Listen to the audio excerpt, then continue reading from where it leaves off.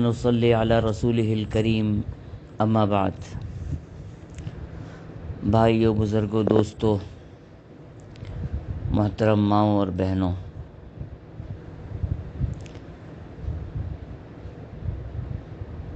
مقدس اور بابرکت راتوں کی شروعات ہیں اور انشاءاللہ کل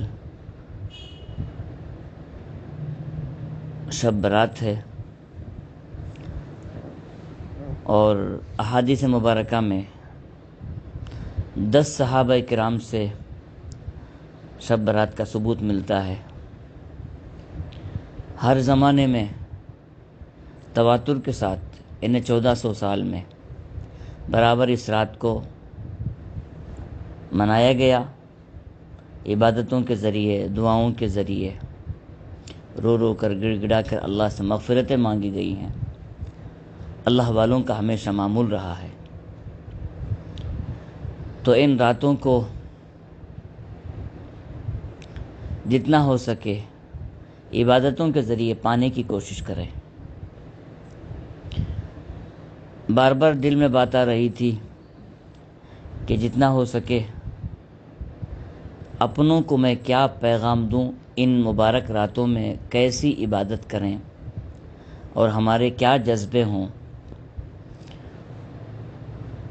روحانیت اور قبولیت کیسے ہم حاصل کر سکتے ہیں۔ تو ایک حدیث میرے نظروں کے سامنے گزری۔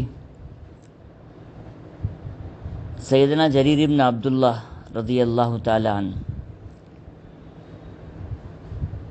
جو رسول اکرم صلی اللہ علیہ وسلم کے جلیل القدر صحابہ میں ان کا شمار ہوتا ہے، بڑے خوبصورت بھی تھے، حتیٰ کہ روایتوں میں تو پتہ چلتا ہے کہ بہت اونچے قد کے مالک تھے اور بہت گورے چٹے رنگ والے حسن و جمال کے مالک تھے۔ سیدنا عمر فاروق رضی اللہ تعالیٰ عنہ تو ان کے متعلق فرماتے تھے کہ یوسف ہذہ الامہ، یہ ہماری اس امت محمدیہ کے یوسف علیہ السلام ہیں حسن و جمال کے حساب سے۔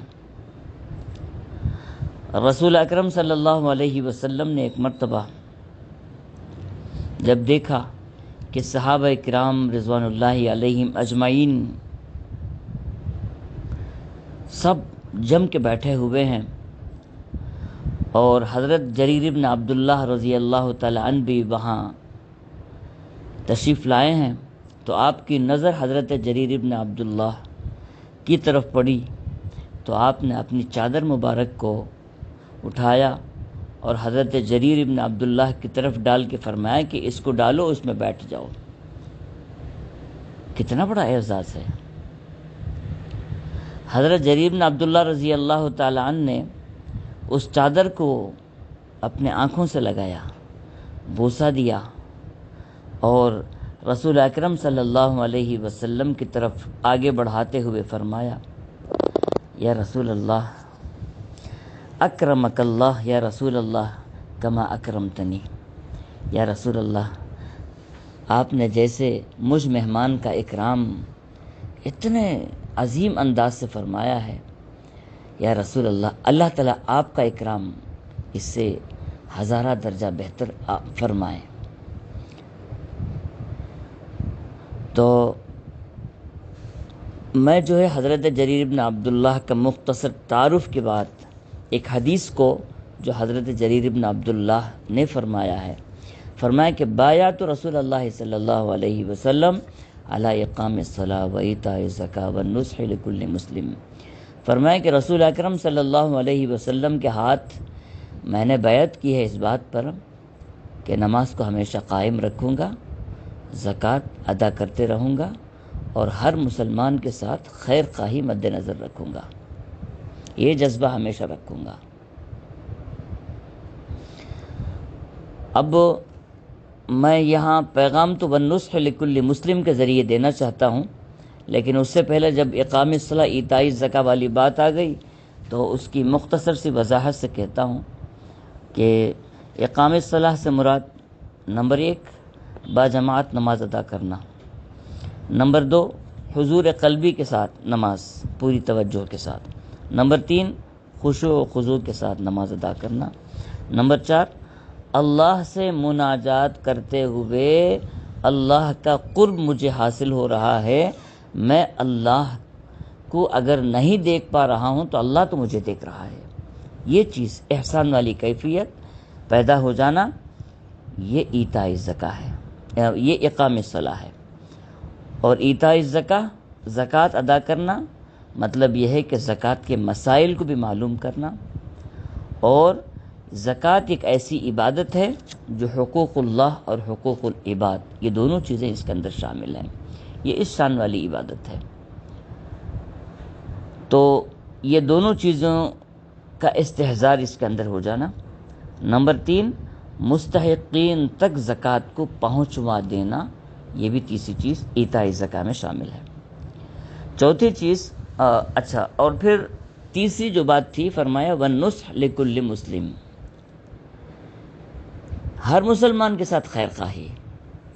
سیدنا انس رضی اللہ تعالیٰ عنہ کی ایک حدیث ہے، آپ فرماتے ہیں کہ لا یؤمن احدکم حتی یحب لاخیہ ما یحب لنفسہ۔ رسول اکرم صلی اللہ علیہ وسلم نے فرمایا کہ مومن اس وقت تک بندہ نہیں ہو سکتا ہے جب تک کہ اپنے بھائی کے لیے وہی چیز پسند کرے جو اپنے لیے محبوب رکھتا ہے، اور اپنی خوشی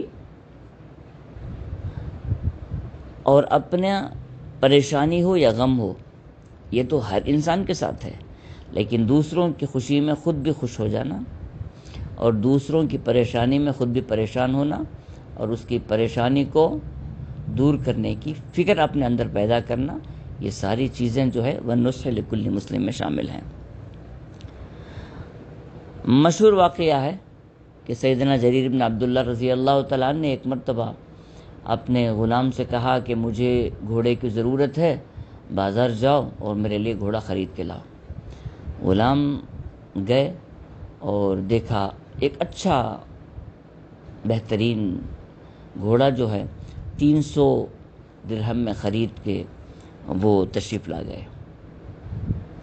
جب وہ چیز آئی تو حضرت جریر بن عبداللہ نے دیکھا تو فرمایا کہ نہیں تم نے غلطی کی ہے، گھوڑے کا مالک کہاں ہے، اس کو فوراً بلاؤ۔ جب اسے لایا گیا تو انہوں نے فرمایا کہ بھائی آپ کا جو گھوڑا ہے وہ بہت اونچی قیمت والا ہے، آپ نے اس کو سستے میں دے دیا ہے۔ انہوں نے کہا کہ مارکیٹ کے حساب سے تو میں آپ کو دیا ہوں، اگر آپ کو لگتا ہے اچھا ہے، آپ خوشی سے اپنی مرضی سے کچھ دینا چاہتے ہیں تو دے دو۔ تو فرمایا 100 درہم دیتا ہوں بڑھا کے۔ پھر فرمایا کہ نہیں اس سے بھی زیادہ قیمت کا ہے، پھر فرمایا نہیں اس سے بھی زیادہ قیمت کا ہے، یہاں تک کہ 300 درہم والے گھوڑے کو 800 درہم میں انہوں نے اس گھوڑے کو خریدا۔ مالک کو مطلب کہ اتنا خوش کہ وہ باغ ہو کے وہاں سے گیا۔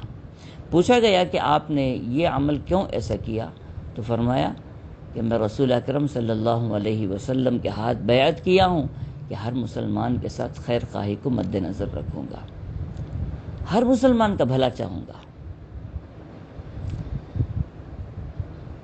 تو میں اس آنے والی مبارک رات میں یہی پیغام دینا چاہتا ہوں کہ ہم تہیہ کریں کہ جو دن گزرے ہمارے گزرے، لیکن جو شب برات آ رہی ہے جس میں ہمارے رزق کے فیصلے ہونے والے ہیں، ہماری عمر کے فیصلے ہونے والے ہیں، ہمارے سارے مقدر کے فیصلے ہونے والے ہیں ان راتوں کے اندر، کیونکہ نبی کریم صلی اللہ علیہ وسلم بھی فرماتے تھے کہ شعبان یہ مہینہ میں چاہتا ہوں کہ جب میرے متعلق فیصلے ہوتے ہوں تو اس وقت میں عبادت میں رہوں، اللہ سبحانہ و تعالیٰ کی بے شمار شکر گزاری، بے شمار عبادت کے ذریعے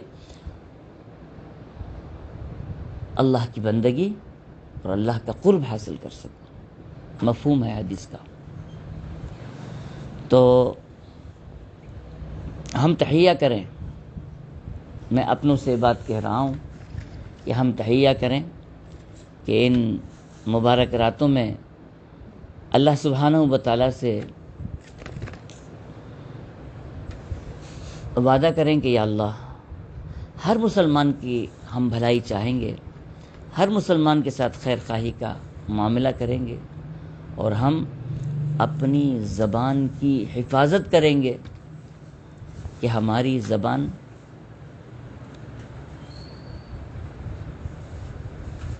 میرے شیخ دامت برکاتہم تو فرماتے ہیں کہ نہ زبان بہکے نہ قلم بہکے. کتنی اونچی بات ہے، نہ زبان بہکے نہ قلم بہکے. آج ہماری زبان بہکتی ہے تو اس کی زبان بہکنے کی وجہ سے کتنی مصیبتوں کا سامنا، اور اگر ہمارا قلم بہکتا ہے تو کتنی پریشانیوں کا سامنا آتا ہے. تو ہم تحیہ کریں کہ وَالنُّصْحِ لِكُلِّ مسلم جو ہے اس پر ہماری زندگی گزرے گی.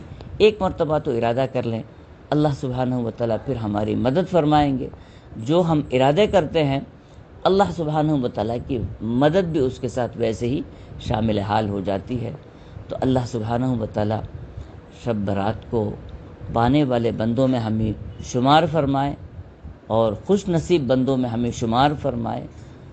اللہ سبحانہ و تعالیٰ کے وہ بندے جو حدیث مبارک کے اندر دعا سکھائی گئی، اللہم اجعلنا شاکرین لنعمتک مثنین بہا قابلیہا واتمہا علینا، جتنی بھی دعائیں ہیں اس قابل اللہ سبحانہ و تعالی ہمیں بنا دے.